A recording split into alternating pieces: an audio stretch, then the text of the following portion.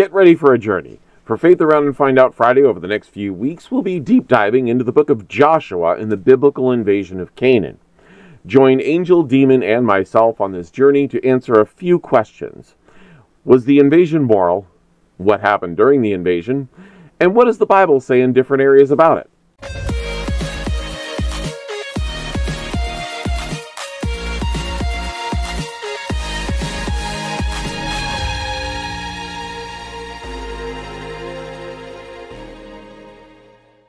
We're starting out with Joshua chapter 1. All of this takes place after Moses' death. The Canaanites settled in the land between the Mediterranean Sea and the Jordan River. The Israelites believed this was the land promised to them by God. Let's start there. This was the home of the Canaanites that were ruled over by Egypt, the ones that enslaved the Israelites, as learned in the book of Exodus. Understand, before we really get into this, the Canaanites were not Egyptians. Just like the Israelites were not Romans, even though the area was controlled by the Romans in the New Testament. No one would say that Israel believed in the same gods that Rome did at the time. Nor did Canaan worship the same gods as Egypt. As we showed in the previous video, the Canaanites had their own pantheon, which Yahweh was a part of. So there's no real reason to think that the Israelites weren't a part of Canaan before they were taken as slaves by Egypt. It makes more sense that the ones now coming to Canaan were a part of the spoils of war on Egypt's conquest of the same area. We're starting off with Joshua chapter 1. Moses is dead. Joshua is talked to by God. God tells him he's a badass. Joshua rallies the troops for war and tells the non-Israelites they're taking the front lines as they're pretty much going to war with them. So the Canaanites have done nothing to these guys. God said this land is their land and fuck whoever's on it. Now chapter 2 starts out interesting. He sent out 2 spies from Shittim. I don't care if I'm pronouncing it wrong. It's spelled Shittim, and I'm calling it Shittim. Now, the stupid thing here is, if they just left Egypt, how is anyone from anywhere yet? Anyway, the 2 spies, you'd think a spy's job would be to stay hidden and not draw any attention to themselves. And the first thing the 2 bumbling morons do is head to a whorehouse, and the king of Jericho knows everything about it. I mean, what the hell did they do? Walk in and parade themselves around with banners? The whore that they were staying with hides them. Personally, I think it's a little late for that, but they hide in the roof, and the king believed her when she said they fucked off. That night, she goes up to the roof and tells the spies that everyone knows why they're here. And everyone is crapping their pants because stories have caught up to them about the shit that went down during the Exodus. So the whore makes them pinky swear that her family will be safe as long as they leave a red cord hanging from the window and their family has to be in the house. Because they might kill them otherwise. Now, what's wrong with this chapter is in verse 7, the guards running after the spies made sure the gate was shut so no one could come or leave. And in verse 22, they left anyway and ran back to Joshua. Keep in mind, until this point, the Canaanites haven't done shit to the Israelites other than hang out on the land and build cities. On top of that, the Canaanites worship the Israelite God Yahweh. So really, there should be no reason the Canaanites should be fearful save for Yahweh telling the Canaanites to evacuate the land. If Yahweh is actually a loving God, why not give the Canaanites a new place to live while the Israelites move into their old territory? Now that would not have made a cool war story, would it? So chapter 3 starts off with the Israelites heading to the Jordan River and making camp. Joshua gives a heartfelt speech to the people and tells them to consecrate themselves for the battle to come. They're carrying the Ark of the Covenant with them, and the water of the Jordan River stops as soon as the Ark starts to get across the river. This allows them to cross while not getting wet. Interesting thing to take away from this chapter is, in verse 4, they're all told to stay the hell away from the ark at about 3,000 feet, and they all walked right past it to get across the river. Why is that interesting? Chapter 4. God tells Joshua to have a member of each of the 12 tribes pick up a rock at the feet of the ark to make a memorial. The entire group finished crossing the Jordan, and the ark was carried the rest of the way across once everyone was done. The Israelites set for war against Jordan and set the stones in Gilgal as a memorial of the coolness factor of walking across the Jordan. An entire chapter of the Bible is about them crossing a dry river and making a monument about it. This event seems significant, but it's really not. The Jordan River runs mostly dry all year long and is highly salinated, meaning it's salty. So it's not so much the ark here, but the idea that the river itself was dry at the time. So let's recap here. The Israelites, having just come out of Egypt and spent 40 years walking in Sinai with Moses, Moses appointed Joshua and spends 4 chapters of the Bible talking about how awesome he and God are and that Jordan is scared shitless. Then they cross the river and celebrate it. The entire time they are marching on Jordan, not because of anything the Canaanites have done, just because God sent them there to take over and kill everyone. Oh, we haven't talked about Joshua killing everyone. Give it time. Chapter 5 starts out talking about how brown everyone's pants are. You know, at this point I would have just left. If all this shit actually happened, hey, the world's a big place and lots of magic shit is going down. Let's just, fuck off or something. But something really stupid happens here. God commands Joshua to make flint knives and circumcise the Israelites. Again. Why? Because everyone that had been born in the past 40 years while they were dicking around in the desert, everyone born out there was not circumcised yet. They're all about to go to war, and the first thing God commands on the eve of battle is to cut off everybody's penis tip. God hates foreskin so much that before they go to war, they can't have foreskin. From there, they took time to heal their dicks and celebrated Passover. I bet the guys in Jericho were just sitting around trying to figure out what was taking them all so long. Dicks come first. Gotta take care of those penises. Also, random, and you know who I'm talking to. Fuck you for making me read all this again.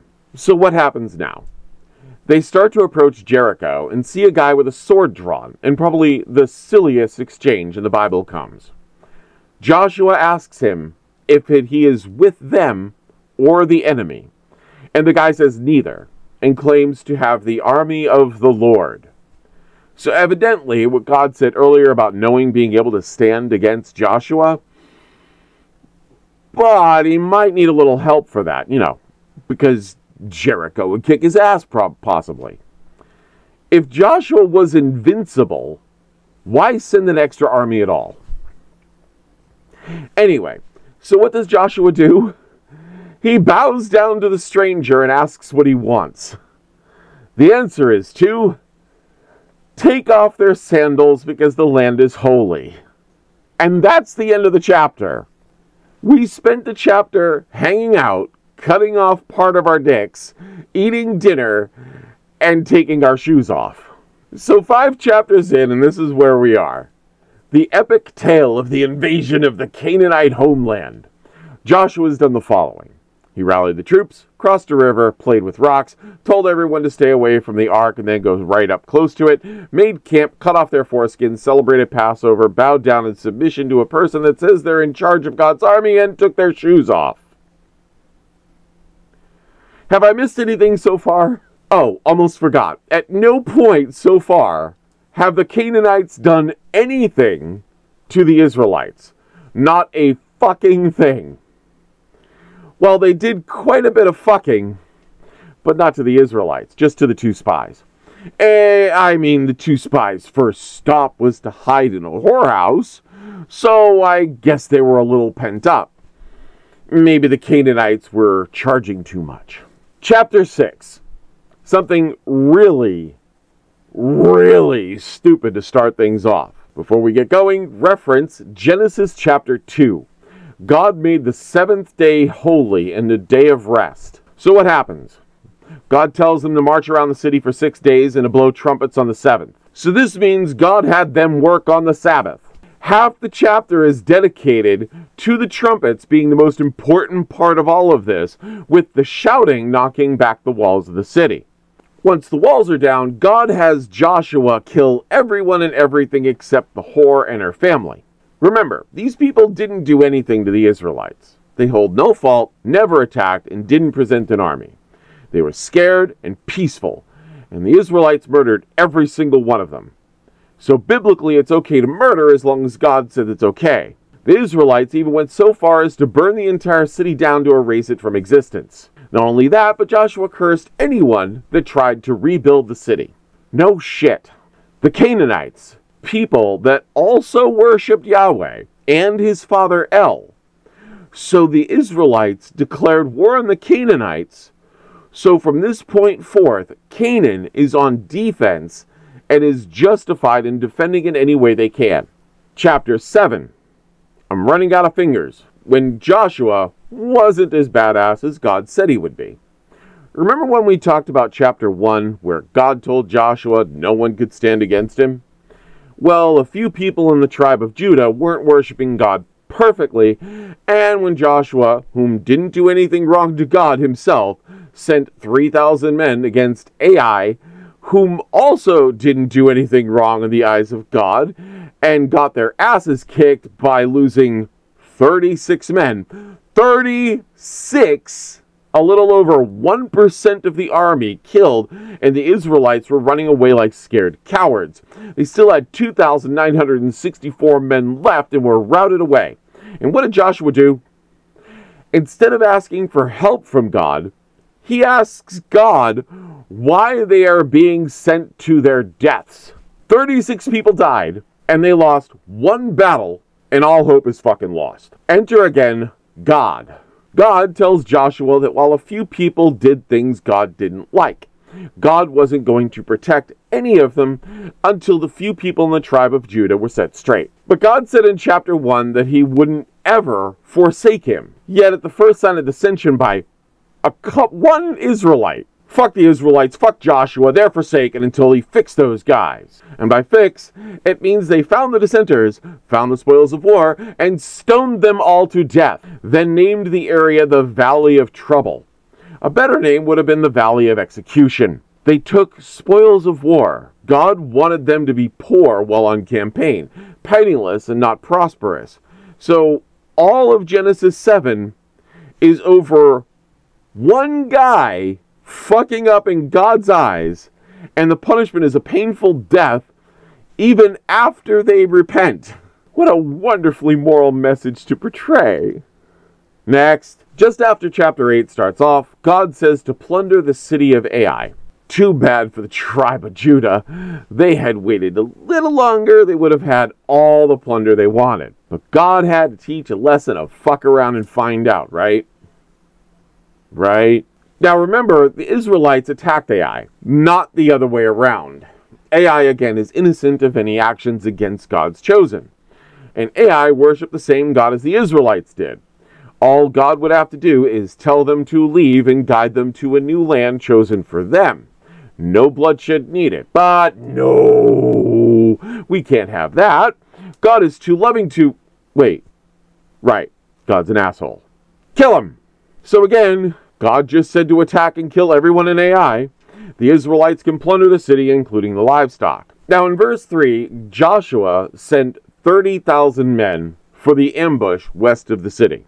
Joshua is going to take the rest and advance with the intent to run away to leave the city vulnerable. Quite the deceptive tactic, wouldn't you say? The ambushing party is to raise the city, plunder it, and burn it to the ground, which ends with verse 8.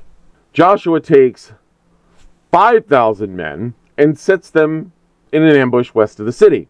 Got it? Everyone understand? No? Good. Because he already sent 30,000 over west of the city, and then it sends 5,000 west of the city. 2 ambushes at the same time in the same place. It makes like 0 sense. Joshua attacks and runs away. The defenses run in pursuit of a singular ambush. The only ambush, because this is all in the singular, runs into the city quickly and starts to burn it. They kill everyone in the city, kill the city defense, kill every man, woman, and child inside, then plunder everything they can carry the fuck out of there. They set the king on a spike for the entire day and celebrate their victory. The next day, they burned all the bodies of the people they murdered inside the town as well, for good measure. I wonder why they never bought this book up in church when I was younger. After this, they went to Mount Ebal and set up a monument, sacrificed burnt offerings to Yahweh, and Joshua wrote on the stones the 10 Commandments. They held a ceremony according to the book of the Law of Moses, basically the first 5 books of the Bible, the Torah.